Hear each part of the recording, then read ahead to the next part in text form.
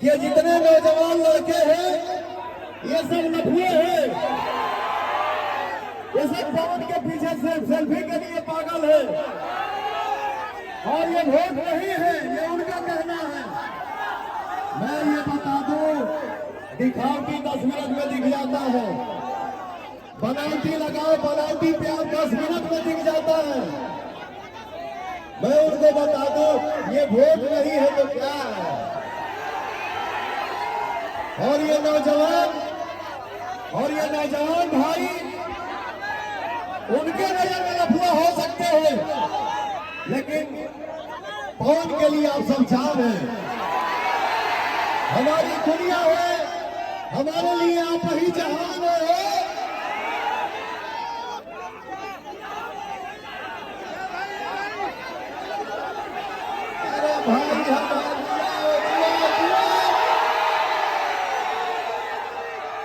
आने वाले 1 तारीख को भैया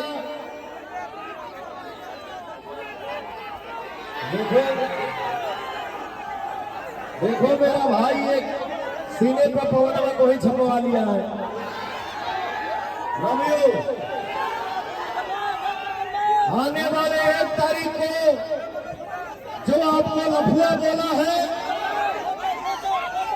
आने वाला 1 तारीख के आप अपने पावर दिखा रहे हैं।